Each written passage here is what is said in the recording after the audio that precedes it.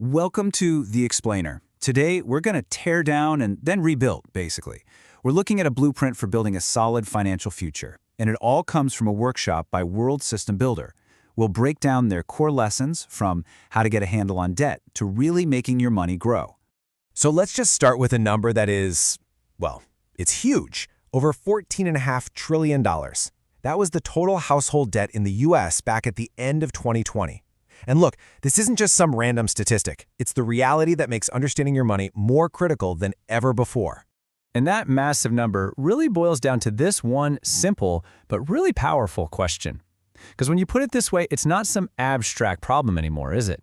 It becomes personal. It's about your money, the money you work hard for, and seeing it go into someone else's pocket. Okay, so to start building that better financial future, the workshop says first, we've got to confront what it calls the modern money problem, head on. And here's where we get to the heart of it. The real cost of debt, the thing that truly hurts you, isn't just that interest payment you make every month. It's the opportunity cost. It's all the money that could have been growing for you, but isn't. So then you see this number, $156,346.37. It seems super specific, right? Almost random, but it represents that exact opportunity cost we were just talking about. So where in the world does that number come from? Well, check this out. It's a hypothetical, but it's a really powerful one. Imagine you started with $5,000 and just invested an extra $78 a month. You know, the kind of cash that might normally go to interest payments.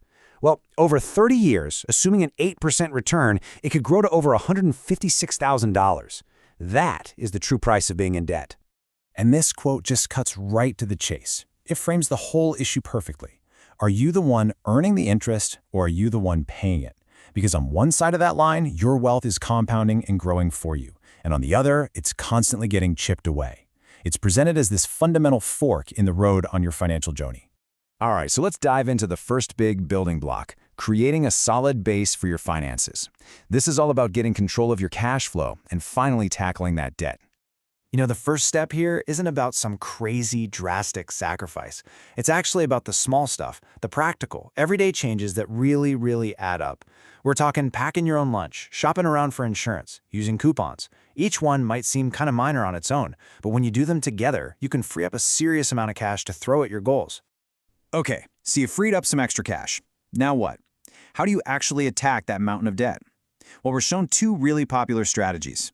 You can go the purely logical route and attack the highest interest rates first. That'll save you the most money in the long run. Or you can go for some quick psychological wins by knocking out your smallest debts first. It really just depends on what's going to keep you motivated. Now that we've